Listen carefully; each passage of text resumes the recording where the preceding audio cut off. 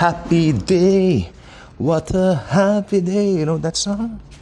Kinakanta namin yan dati sa church eh. Happy day, what is the happiest day in the world? Well, ang araw ng rapture. Take note, happy day, pinaka-happy day sa mga born-again Christians lamang. Exclusive. Then I claim exclusivity. Para lang sa mga believers si Jesus. Yaan. Okay? So, pag sinabi kasing Jesus will come again, para kasing generalize eh.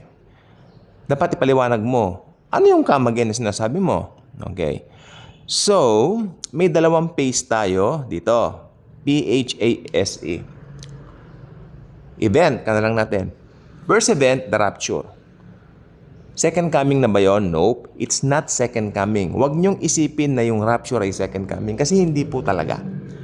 Yung rapture po, ito po ay revelation kay Paul na gagawin ni Jesus sa mga born-again Christians, sa ating mga believers ni Jesus. Ito po ay anytime ang pagdagit, magaganap na po. So, ito yung tinatawag sa Bible na blessed hope. Kasi may tinatawag din tayong blessed assurance. Yung blessed assurance, salvation. Diba? So ito po yung blessed hope natin, yung rapture. Why blessed hope? Akalain nyo ba naman kung magra-rapture na po ngayon, hindi matatanggalan tayo ng mga tinik sa dibdib. Kung may mga problema, suliranin. Ang mundong ito, lagi may mga suliranin. Lagi may mga problema, tatandaan po ninyo. Pero pag kay Jesus ka na, nakatuon ka doon sa araw ng rapture. Lagi mong iniisip, oh Lord, rapture na. Oh Lord, rapture na. Oh Lord, rapture na. Lagi mong iniisip, Lord, magdarating ka na. Kukunin mo na kami mga believers mo. Araw-araw yan. Araw-araw yan. As if daily, on a daily basis, you're expecting Jesus to come for us na. Okay? Hindi na yung tipong nagluluwat o natatagalan. Sa atin wala na yun kasi alam natin, ang 1,000 taon katumbas ng one day kay Lord Jesus. Okay? So masaya ang Kristiyano. Meron tayong inaasahan. Okay, ano naman yung second coming? Ito naman po maganda. Pag nag-rapture, pasok na ang 7 years of tribulation. Dalawa pong phase yan sa tribulation. Yung first 3.5 years, tribulation lang po. Pero yung great tribulation, matindi yan. Ayan na po yung bagsik o ng puot ng Antikristo sa mundo.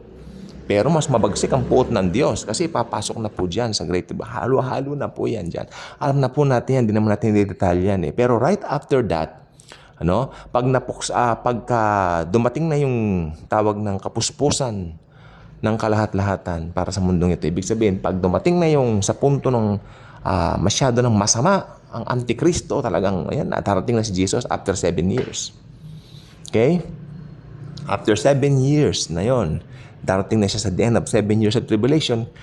Ito na po yung second coming. Ngayon may tanong po ako, sino yung kasama ni Jesus sa second coming? Ang mga believers niya. Ang mga born-again Christians. Tayo yon. Hindi mo ba, itong present world na ito, sabi nga ng Bible ewan ko lang po kung saan eksakto sa Bible. Sabi niya ganyan ang ating present na mga pinagdadaanan, paraphrase ko na lang, hindi ko alam eksakto Ang ating mga present na pinagdadaanan, nothing compares kung ano yung magiging tayo. Di ba? Pagkasama na natin si Jesus.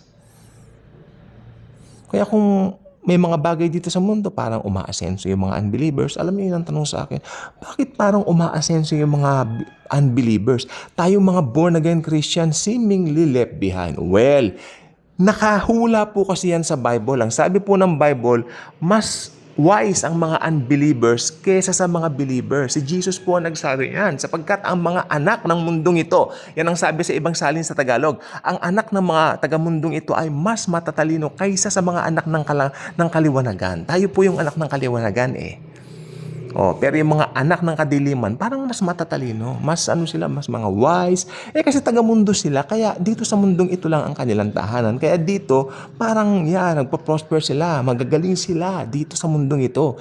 Biblia po ang humulan yan at salita ng Panginoong Jesucristo talaga.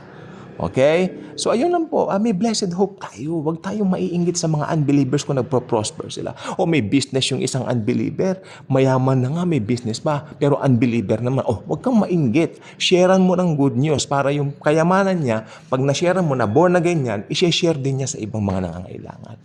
Mas importante ang salvation, igit kanino pa man, kesa sa kung ano pa man meron dito sa mundo. So, anytime po rapture na, ito po, flash report.